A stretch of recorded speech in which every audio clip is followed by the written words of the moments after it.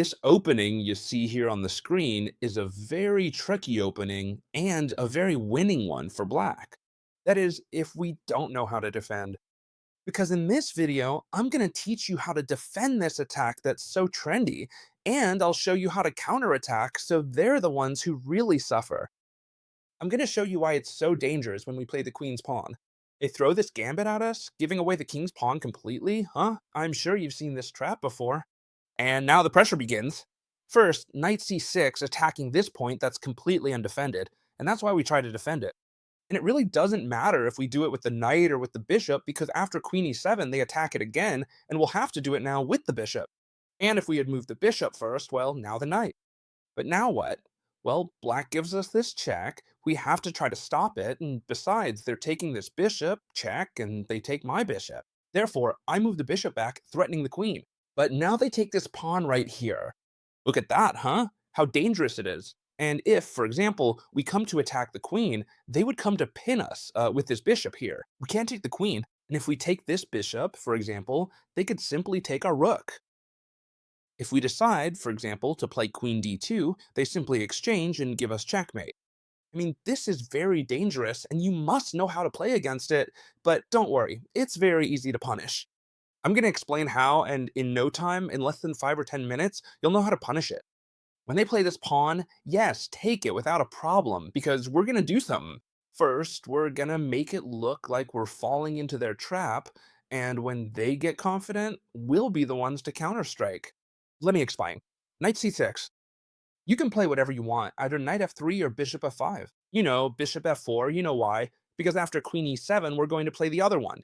And when they give us this check, don't worry, everyone who plays this gambit against you will do exactly this. Because obviously they've studied the moves of this gambit, right? That's how it is. So we're going to go back with the bishop, huh? They give us check, and they threaten the bishop. We're going to go back with the bishop, and when they capture this pawn, and here comes the key, the only correct move, and you must remember this one, and if necessary, write it down on a piece of paper, is knight c3, okay? This is the correct move. It's scary because they can come and pin us with the bishop, pressure more, they can jump with the knight.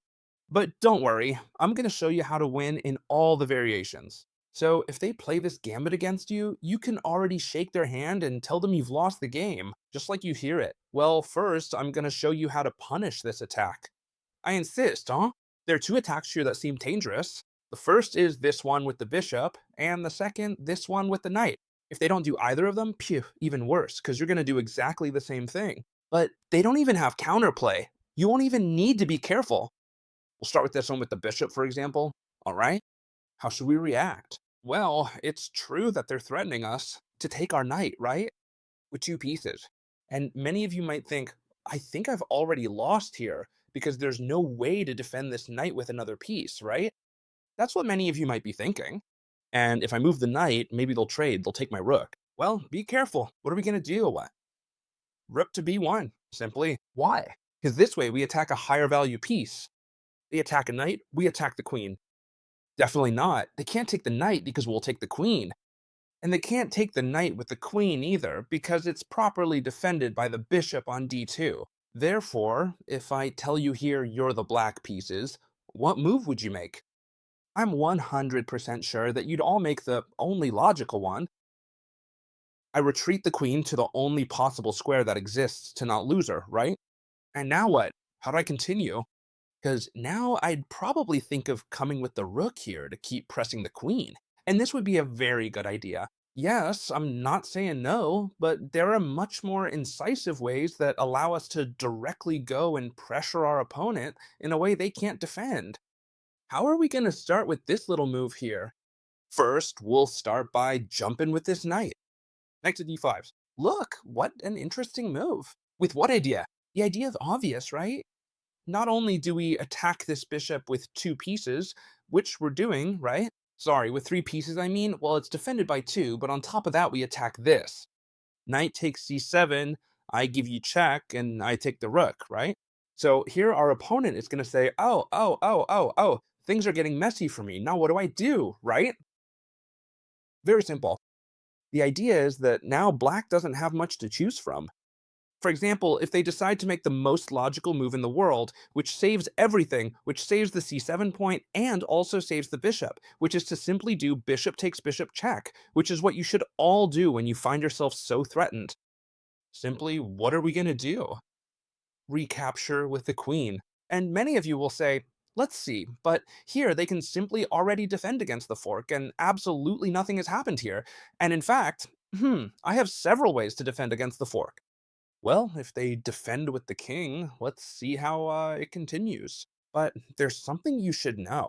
What happens if they take this point here? If they move the king directly, we'll do the same, okay? Why? Because you're gonna see that the king is gonna end up moving anyway. The idea is that here, you shouldn't make the mistake of capturing this point giving check, because when they move the king, it's true that we can capture this rook, but they're gonna capture ours, and this will be very, very, very dangerous, okay? What should you do if they capture this point? Careful, black is trying to play well, but they won't be able to. I move the rook to d1, in such a way that now I have my pieces very well placed. And not only that, but I also continue threatening this point. At no point can you come and defend yourself with the queen, because I have mine. So, how can you go about defending this point? Well, let's see. We'll all agree that the only possible move is to come with the king. That's why I told you I was going to explain it to you now. When they come with the king, do you know what we're going to do? I love this. You want to defend this double? Well, now let's see how you defend the other one. I've threatened the first one, now I'm threatening the second one, right? Knight takes f7, check, and I take your wreck. Therefore, here, they must be very careful. Obviously, they can't go back with the king because we'd win the other rook, right? And here, logically, they have several moves. For example, knight takes e5, they win a pawn and defend this very important point on f7. And then, how do I continue? Many of you will be wondering here. Well, let's do it in the simple way. Surely many of you would think I attack the knight to come through here. This wouldn't be the most precise. Careful. We don't have a material advantage, far from it. In fact, we're down 2 pawns. However, the position is completely won for us.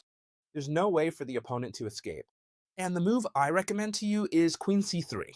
There's no way to save yourself here. I attack the knight, I attack this point, I'm going to checkmate you. When you escape, watch out, I'm threatening both knights, the rook also comes in. How can the black pieces stop this here? You'll be wondering, is there any way, chess teacher? Well, there are a few ways here. For example, they can try the resource of threatening this knight and trying to escape with the king. But simply here, instead of playing queen takes f7 directly, we have a beautiful tactical resource, which is this knight e6. First, and this should come to you at first glance. If they take my knight, for example, I'd have this discovered check retreat and I take the queen. How important discovered attacks are.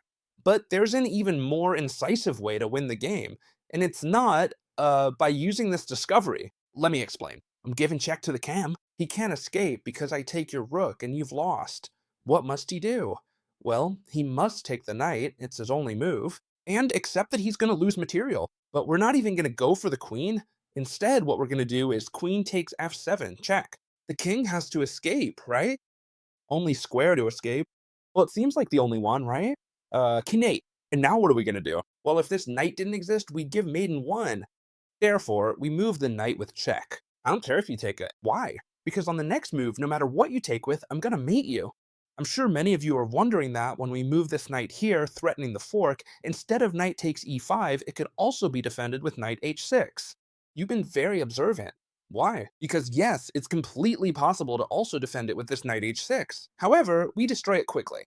King in the center, our pieces attack the king, we're gonna open lines. Do you remember? Let's do one thing. Don't just remember the exact moves, but as I always say, remember the general idea we have in the position, right? Attacking the king, we're counterattacking. When they capture us, obviously not with this pawn, because then there'd be this discovery and we'd win the queen, right? When they capture with this other pawn, what do we want? For them to capture with this one? Well, look, there it is. Knight takes e6. And it's that simple, see? If the king moves, I give you the fork. And if they capture here, then simply knight c3 ends up winning the queen, wherever she goes. Look at the difference now. Seriously, in material, it's huge, right? We have a full queen advantage, and there's no way for the black pieces to even consider trying to win this game. Remember this well, okay? Don't come crying to me later that you lost to this gambit. You take the pawn, right? First, you defend with your pieces, okay? First the knight and then the bishop. Or I don't care if you do it vice versa. Check, and they want to take my bishop. Well, bishop d2. And when you take here, what was the correct move? There's only one, okay? Knight c3. I hope you have it written down in your notebook. We've seen the bishop attack, but what about the knight attack? Because they're playing knight takes c2 check, and they're knocking my teeth out here with knight takes rook, right? So what do I have to do? Well, it's very simple. I'll tell you that this way is even easier for me to punish than the other one. And the other one wasn't much of a mystery either, right? Once you know it, well, I like this way much better. First of all, how are we going to start? Surely, you're thinking that the move won't be rook c1. That's very passive, isn't it? We're staying too much on the defensive. No, the move is knight d4. Simply, we defend this point. But here, many of you will be thinking, or have even ruled out this move. Why? Because they play c5. And now what? As soon as I move the knight, they come in here. And if I don't move the knight, they're going to take it. So, chess teacher, you're recommending some pretty bad openings, huh? I'm going to stop following you. No, man, no, please. This is a winning move. Watch. It's true, they're attacking a knight, but what we have to do is make our saving move. They attack a knight, I attack your queen, rook b1. Do you remember this move? It's really the one that saves us every time. The queen has no other square. Queen of 3. Just like in the previous variation, both the knight and the bishop cut off a retreat. Therefore, queen of 3 is the only possible move. And now, once the queen is gone, moving the knight makes more sense. First, because you no longer threaten knight takes c2, and second, because I make a double attack. I attack the queen and I attack the c7 point. What I like about this gambit when it's played against you is that they're forced variations. That is, they're gonna lose no matter what. Why? Because if they make the correct moves, which are the ones in this video, you simply know how to punish them. And if they make worse ones, then with the same idea, it will be even easier to punish them. So now what? We attack the queen, and where does this queen go? Well, she only has one, because we attack the queen and we attack the fork. Queen of 5. You see that the ideas are the same all the time, right? Attacking the fork, making strong attacks. Now, we won't be able to come and attack the other fork, but you'll see that the ideas are very similar. For example, I see a very strong discovered attack here, but the knight is in my way. So then, what do? A 3, and you have to move the knight. Careful, here many of you might think this is already won. As soon as you move the knight, I play knight d4, and you're gonna win the game, right? Yeah, sure. If black are your friends, yes. And they cooperate, right? They just move the knight, they cooperate, perfect, we won the game. But what happens if they pull off the last little trick here, which is this a6? Many of you would collapse here.